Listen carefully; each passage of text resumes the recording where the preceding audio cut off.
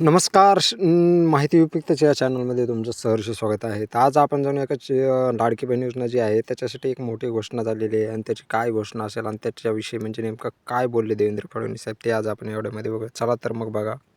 आमच्या लाडक्या बहिणींना आपण मदत करतोय आणि पुढेही करतच राहणार आहे. खरं म्हणजे एक नरेटिव्ह पसरवण्याचा प्रयत्न चाललाय. लाडक्या बहिणींची मदत बंद होणार, शेतकऱ्यांना दिलेली वीज सवलत ही बंद होणार.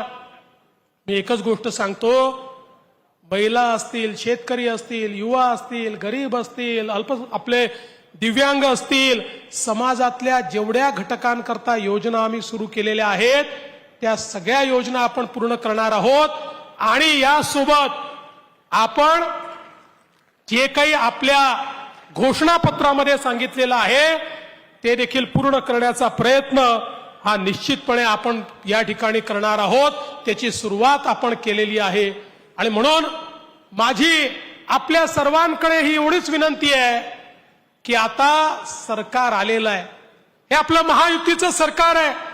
माननीय आपले उपमुख्यमंत्री आणि माजी मुख्यमंत्री एकनाथराव शिंदेजी यांच्या नेतृत्वातली शिवसेना असेल, अजितदादा पवारांच्या नेतृत्वातली राष्ट्रवादी काँग्रेस असेल, यांना सगळ्यांना सोबत घेऊन आपल्याला पुढची वाटचाल करायची आहे. आपले रिपब्लिकन पार्टी असेल किंवा इतर छोटे मित्र असतील, यांना देखील आपल्याला सोबत ठेवायचं आहे आणि एकत्रितपणे ही सगळी वाटचाल आपल्याला करायची आहे.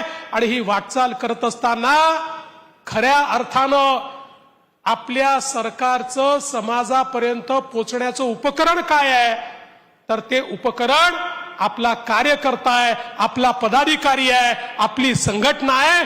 तुम्ही सगळ्यांनी या ठिकाणी या उपकरणाचं काम, या सेतूचं काम करायचं आहे. सरकार आलं म्हणजे आता सरकार चालवणारे वेगळे आणि संघटन वेगळं असं नाही, तर संघटनेला सरकार सोबत समन्वय करावा लागेल आणि सरकार म्हणून तुमच्या सोबत समन्वय झाला पाहिजे. याकरता व्यवस्था आम्ही उभ्या करू. आमचे अध्यक्ष या ठिकाणी बावनकुळेजी यांनी या संदर्भातल्या व्यवस्था उभ्या केल्या आहेत.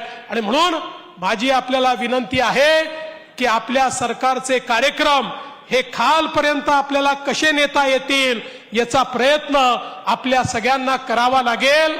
आणि मी आपल्याला हात जोडून विनंती करतो की आपलं कल्चर, आपली संस्कृती ही इतरांपेक्षा वेगळी आहे.